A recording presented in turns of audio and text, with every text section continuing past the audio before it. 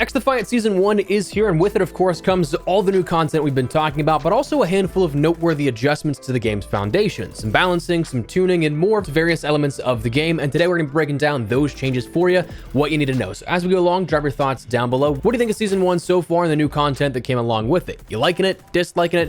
Whatever the case, drop your thoughts. But if you enjoyed the video, do me a favor and drop a like on it. And if you're new to the channel, perhaps a part of that 75% of viewers who are not subscribed, make sure you hit that subscribe button to stay up to date with all things XDefiant, as well as more FPS coverage. I'd love to have in the community, but for now, let's take a look at what changed with Season 1 of XDefiant. So, of course, first and foremost, content recap. We're going to breeze through this kind of stuff. We have the new weapons of the LVOAC, L115, and sawed-off shotgun, all available in the Battle Pass, some having skins associated with those. Like the LVOAC has a skin in the shop that if you buy that, it gives you immediate access to the skin, and you don't have to wait until tier 20 or buy up to tier 20. I'm assuming that in the future, we'll see stuff happen with the L115 and the sawed-off shotgun as well, that if you don't make it to tier 50 and tier 80 respectively by the time those end up being introduced into the shop, you can kind of shortcut your way through it, but that's entirely up to you. But we also have the new maps of Clubhouse and Rockefeller. Clubhouse was, of course, the one that was showcased here at this, and maybe I misunderstood, or perhaps it's unintentional and it kind of snuck through the cracks, but I swore Rockefeller was an in-season map. I mean, it's even neglected to be mentioned in the patch notes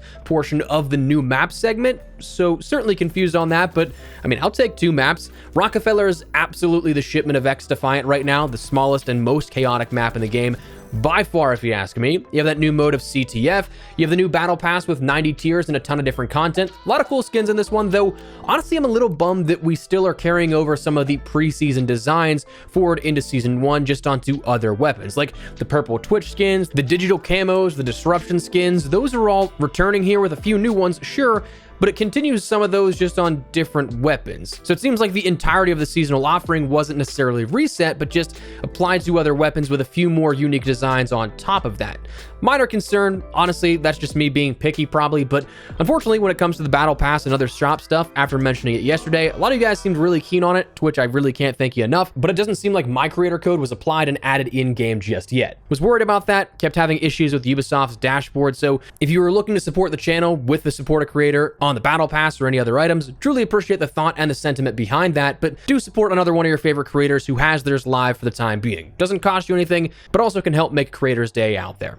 Anyways, beyond that, there's a few other things that were changed, but these were detailed in the patch notes, so let's dig into those. First, let's talk about a few things that, in terms of gameplay overall adjustments, there's a few cool things that I think were added here at this. Firstly, one of my favorites is, of course, that the timing of activated boosters now only counts in-game time, no longer counting down real time, which to Call of Duty, this is how you handle boosters. This means you'll be able to get so much more bang for your buck on boosters earned, or perhaps you get from the ones you purchased even from the Founders Editions in the preseason, but honestly the biggest part is you can activate them whenever and kind of have them stockpiled. You could, if you really wanted to, activate all your boosters right now, and they'd only apply whenever you play the game. You wouldn't say come back a day later and all of them be burned because it was counting down real time, but instead only in-game time. So huge change, huge good change, I think, that was added with Season 1. Additionally, Battle Pass tier thresholds were adjusted where it lowered the amount of XP needed, meaning you'll end up progressing through your Battle Pass a little faster. Now, will that mean you have less to earn come mid-season, like a month and a half from now? Perhaps, but it is something that makes it more so approachable for the general overall player base to end up earning more things rather than a little less by comparison to pre-Season 1.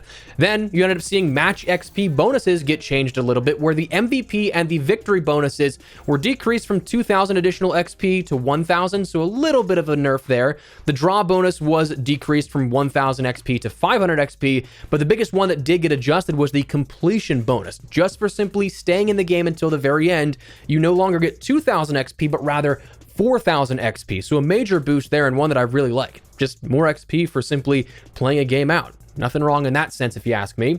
They also added a headshot icon to the kill feed just to show, hey, I'm a little more accurate than you. That's why you ended up dying a little quicker than me in that gunfight. So a nice little notifier there. One thing that I did notice also adversely that was adjusted was it seems like the kill streak counter was removed as well, which makes tracking the gameplay that I saved here and worthwhile for videos a little harder to do on my end. But again, first world creator problems there. You probably don't care about that kind of stuff at all. Faction tuning, we saw a handful of faction factions adjusted, where Echelon ended up having a cooldown to the Intel suit from 30 seconds to 40 seconds. So now it lasts a little bit longer here in regards to how long you can get that back. Also, it was, at least for me, Echelon. I didn't notice it with other factions, but also I'm an Echelon main hardcore, so I only noticed it on Echelon, but there seems to be a bug where abilities don't allow you to use them for the duration of the game. I think it might be something where, like, if you die immediately after activating it or while activating it, it kind of bugs it out, but again, different story for a different day. Phantoms, we ended up seeing a tuning to the cooldown of the mag barrier from 30 to 40 seconds, and the mag barrier points were also reduced from 500 to 400 hit points to destroy it. The Aegis now also takes damage from EMP grenades. Getting hit by 6 of those depletes it entirely, which is still a lot of EMPs needed to take it out, but that is something that now finally has a hard counter to it. DedSec had a lot of adjustments here in regards to the hijack cooldown being decreased from 28 seconds to 20 seconds, plus the remaining duration of the hacked skill. So for example, they said the mag barrier has 7 seconds left. It gets hacked, the cooldown becomes 20 plus 7 seconds. The spider bot ended up increasing its cooldown from 25 to 40 seconds. Love that, because I ended up actually right before the season started last night playing a team that had 5 DedSec Spiderbot users on the team, and that was my definition of hell. I think that if I die and end up finding my way there, that's what I'll be met with. They also adjusted the Spiderbot behavior, so multiple won't attempt to hug the same face. Now, I've also seen some reports that it's harder to shoot these now on the ground. I personally haven't noticed that, but it might be a bug where you no longer see where the spider bot comes from, or it might not be as accurate a hitbox, but I'm assuming that will be fixed out in time. Libertad, we saw a decrease to the cooldown of the Biovita boost from 25 to 20 seconds, making that a little bit more viable, and the Medico Supremo will no longer disappear after deploying player respawns as a different faction, so that will still be there as a little bit of a sort of bonus, I guess. And GSK, of course, not necessarily adjusting any existing faction items, but you still have that passive of no headshot multiplier, the shield ultimate, the ADS trophy system, and the razor wire.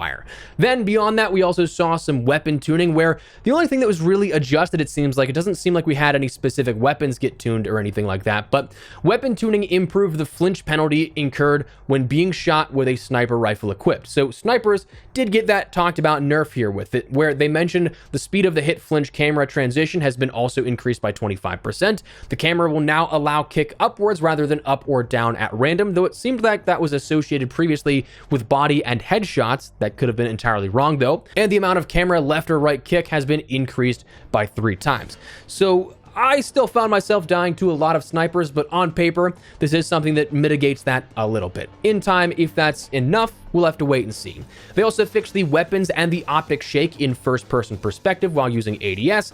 And then finally, the device of the flash grenade was tuned where the effect wasn't so intense. So it ends up changing a little bit of that harshness, and it seems like that sort of like flashbang still that it creates also ends up being a little bit more prominent as well, as opposed to the actual effect. Disorienting, but again, not destroying your retina, as they say in the patch notes. But that is the tuning update and everything that came along with the Season 1 build of XDefiant. So let me know your thoughts down below. What do you guys think of this build here and the updates that were made? You like it, dislike it, whatever the case, drop your thoughts down below. But if you enjoyed the video, you found it at all insightful, do me a favor and drop a like on it. And if you're new to the channel, make sure you subscribe so you don't miss a single thing regarding all things XDefiant and more FPS coverage. I'd love to have you in the community. But for now, that's what we're going to call it. So thanks so much for watching. My name is Ben Espresso. I'll see you later. Take care and peace.